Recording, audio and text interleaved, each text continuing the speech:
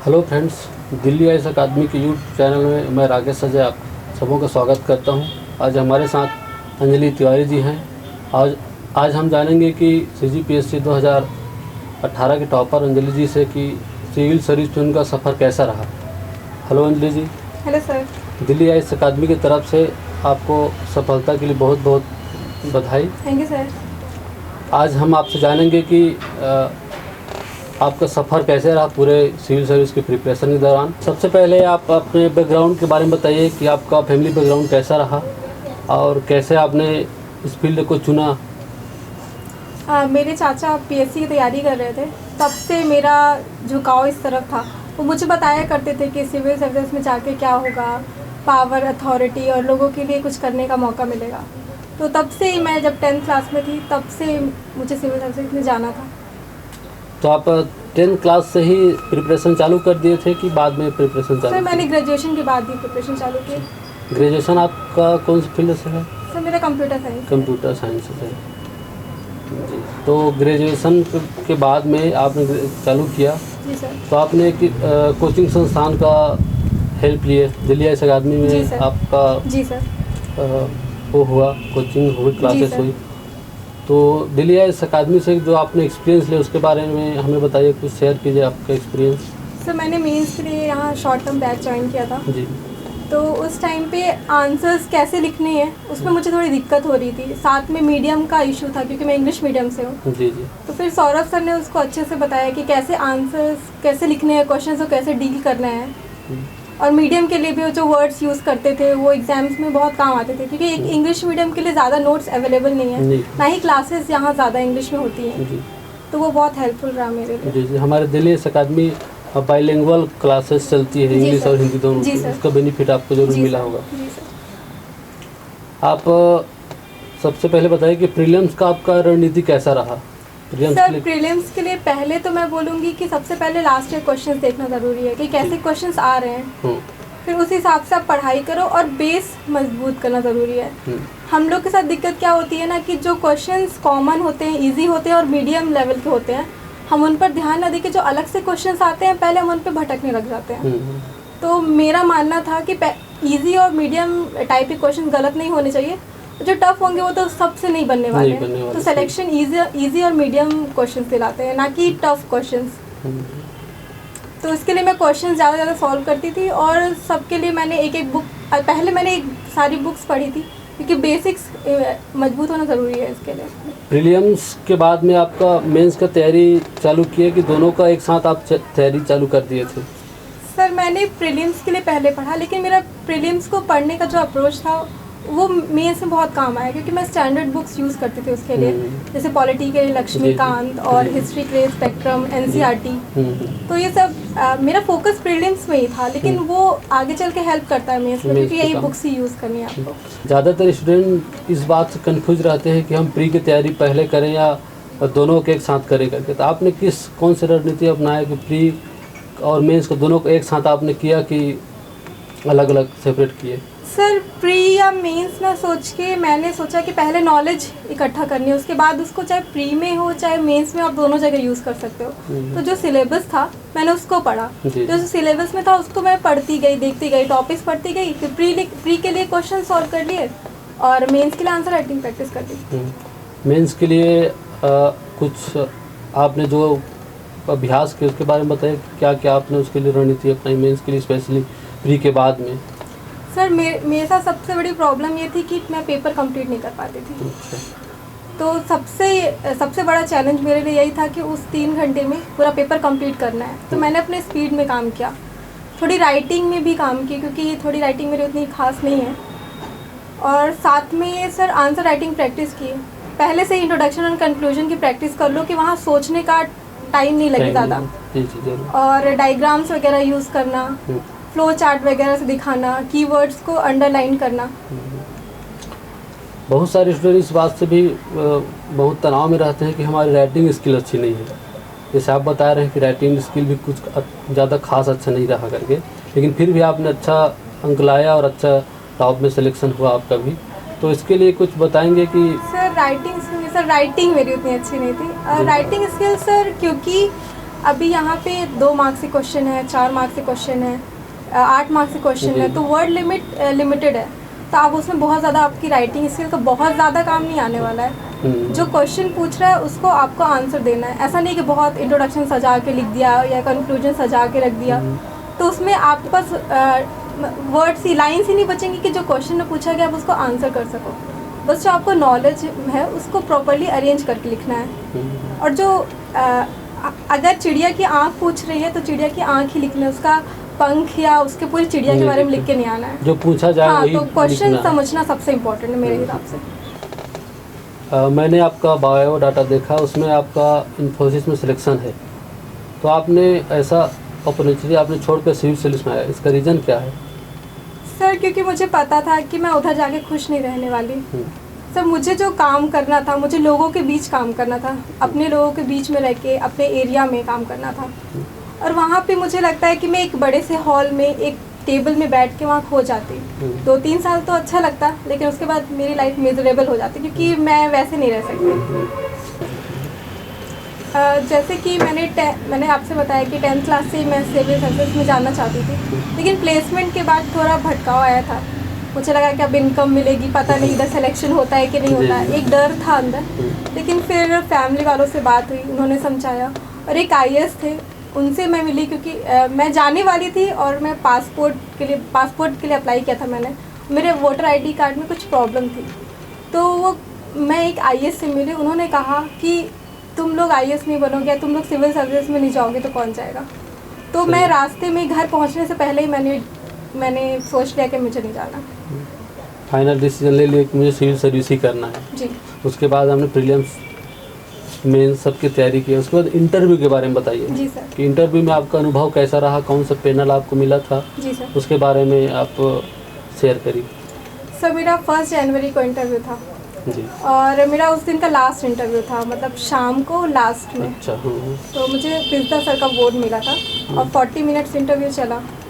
तो उसमें मेरे से बहुत एनालिटिकल क्वेश्चंस पूछे गए, जैसे कि सिचुएशन देके कि आपको SDM बना दिया जाता है और आप किसी दूरस्थ एरिया में जाते हैं, वहाँ एक थाना है, वहाँ सिर्फ 2 पुलिसकर्मी हैं और एक महिला आती है जो बोलती है कि उसके हस्बैंड ने उसको बहुत मारा है और उसको चोट भी आई रहती है, तो अब आप क्या करेंगी। तो इस तरह के क्वेश्चंस। और लिटरेसी बढ़ाने के लिए आप क्या करेंगी, जब एक बच्चा पेट में रहता है माँ के, तब से आप बताइए। और अपने एरिया के लिए आप क्या करेंगी। इस तरह से कई क्वेश्चंस पूछे गए कि आप थाने जाती हैं, रात 11 बजे होते हैं और वहाँ सिर्फ 2 पुरुष पुलिसकर्मी रहते हैं। एक महिला वहाँ बैठी रहती है, वो रोती रहती है और वो कहती है कि उसके हस्बैंड ने उसको बहुत मारा है, तो अब आप क्या करेंगी। तो मैंने उसका आंसर दिया कि मैं डोमेस्टिक वायलेंस एक्ट के अंतर्गत रिपोर्ट दर्ज करवाऊंगी, क्योंकि उनको चोट आई है, तो मैं उनको हेल्थ केयर लेके जाऊंगी और रात में उनके रहने के लिए व्यवस्था करूंगी। क्योंकि दूरस्थ एरिया है तो हो सकता है रात में रहने के लिए व्यवस्था ना बन पाए, तो उस रात में उनको अपने घर लेके जाऊंगी और सुबह मैं उनके रहने के लिए व्यवस्था करूंगी। तो उन्होंने कहा कि आप कहाँ करेंगी, वहाँ तो इतना दूरस्थ एरिया है, वहाँ तो कुछ नहीं है। तो मैंने कहा सर मैं सखी 1 स्टॉप सेंटर में कॉल करूँगी, वहाँ उनकी व्यवस्था कराऊँगी। फिर बहुत क्रॉस क्वेश्चंस हुए मुझसे इससे रिलेटेड कि अब वो कह रही हैं कि उनको अपने हस्बैंड के पास वापस जाना है, उनके अलावा कोई है ही नहीं उनका, तो फिर आप क्या करेंगी। तो मैंने कहा सर मैं सेटलमेंट की कोशिश करूँगी। काफ़ी लंबा आपका इंटरव्यू हुआ। हाँ, और जनजातीय नृत्य के बारे में पूछा गया। छत्तीसगढ़ की जनजातीय नृत्य, आपने कोई नृत्य किया है। तो मैंने कहा कर्मा, तो उन्होंने एक सॉन्ग सुनाने को कहा कर्मा के ऊपर जो, तो मैंने उनको सुना दिया। और लिटरेसी कैसे बढ़ाएंगी, वुमेन एम्पावरमेंट क्या है, भ्रूण हत्या कैसे रोकना है, इन सब से रिलेटेड क्वेश्चंस हुए मुझसे। जैसे कि आपने बताया कि इंटरव्यू आपका काफ़ी लंबा चला था। जी सर। 40 मिनट तक, और मैंने आपको बायोडाटा देखा कि आपको 94 मार्क्स आया हुआ था। आपने प्रेजेंस ऑफ माइंड यूज करके आपने काफ़ी अच्छा जवाब दिया।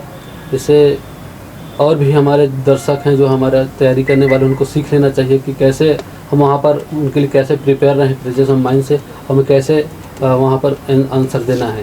सर मुझे लगता है कि जब क्वेश्चंस ओपिनियन बेस्ड होते हैं तो आपको ओपिनियन रखना ज़रूरी है। इंसान का ओपिनियन होना इम्पोर्टेंट है, सही या गलत होना नहीं, लेकिन हर इंसान का ओपिनियन होना चाहिए। ओपिनियन होना चाहिए। नॉर्मली हमारे जो सोसाइटी है छत्तीसगढ़, उसमें हम देखने को मिलता है कि लड़कियों को अपने फैमिली से सपोर्ट नहीं मिलता और कई प्रकार की चुनौतियों का सामना करना पड़ता है। तो इसके बारे में आपसे जानना चाहूँगा कि आपके फैमिली का सपोर्ट कैसा रहा और आपको यदि कुछ चुनौतियाँ आपको मिली होगी उसके बारे में कुछ बताइए हमें। सर मेरी फैमिली ने हमेशा बहुत सपोर्ट किया। जैसे हम देखते हैं कि लड़की पैदा हुई तो उसके बारे में बोलते हैं किसी शादी करनी होगी, तो सबसे बड़ी चिंता सबके घर में यही रहती है। लेकिन मेरे घर में सबसे पहले कैरियर है, शादी को उतना इम्पोर्टेंस नहीं दिया जाता है। बोले कि तुम पहले कैरियर बना लो, बाकी सब तो आ जाएगा। तो ऐसा नहीं हुआ कभी कि मुझे लड़की की तरह ट्रीट किया गया, मतलब लड़का लड़की ऐसा कोई कभी डिफ्रेंशिएट नहीं किया गया।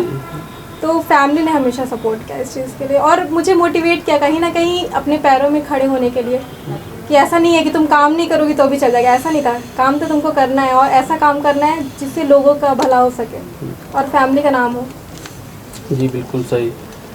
एक पुरुष के लिए हो, लड़का के लिए हो या लड़की के लिए हो, फैमिली सपोर्ट बहुत ज़रूरी होता है। फैमिली सपोर्ट के बिना आगे बढ़ना कठिनाई हो जाती है, इसलिए फैमिली सपोर्ट बहुत ज़रूरी है।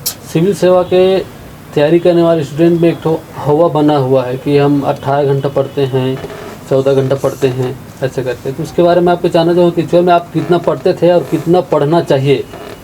सर मुझे तो जब से मैं पैदा हुई हूँ या जब से मुझे याद है, मुझे कभी नहीं याद है कि मैंने 14 या 18 घंटे कभी पढ़ा। इनफैक्ट एग्ज़ाम के एक दिन पहले भी, एग्ज़ाम के एक दिन पहले तो मैं कुछ नहीं पढ़ती थी।